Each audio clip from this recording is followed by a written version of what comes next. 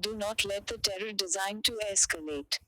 Blogs.economictimes.indiatimes.co. Do not let the terror design to escalate. Yesterday, 11:59 p.m. we condemned the terrorist attack that killed 7 pilgrims in Anantnag while they were returning from Amarnath. While the loss of innocent lives is tragic, it is heartening that there has been unqualified condemnation of the attack from across the political spectrum in Jammu and Kashmir and outside.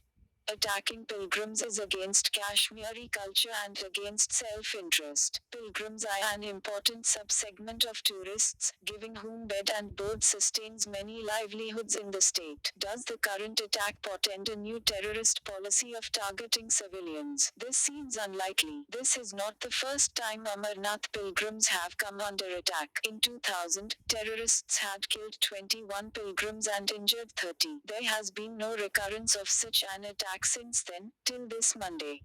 To prevent further attacks, security forces must step up intelligence gathering and follow-up action. The bus that came under attack had not registered with the Amarnath Shrine Trust and thus did not enjoy any security cover. Bus operators who put lives at danger by offering services outside those sanctioned and supervised by the relevant authorities must face stringent action. The bus driver Salim has been praised and rewarded for driving the bus out of the terrorists' range after the initial burst of firing, but he should also face questions as to why he risked lives by ferrying pilgrims around in an unregistered, unguarded vehicle. Rules meant for safety of the pilgrims must meet with full compliance.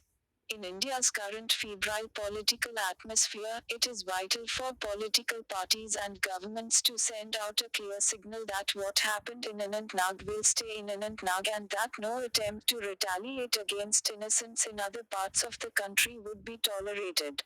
Comments. Visit website. The threat of harsh penalty should not impede tax compliance. Blogs.economictimes.indiatimes.com. The threat of harsh penalty should not impede tax compliance. Yesterday, 11:57 p.m. The Employees Provident Fund organization added over 10 million new subscribers after employers got an opportunity to file declarations for their unregistered employees with a nominal fee of Rs 1 per annum. The amnesty proved a pragmatic way to improve compliance.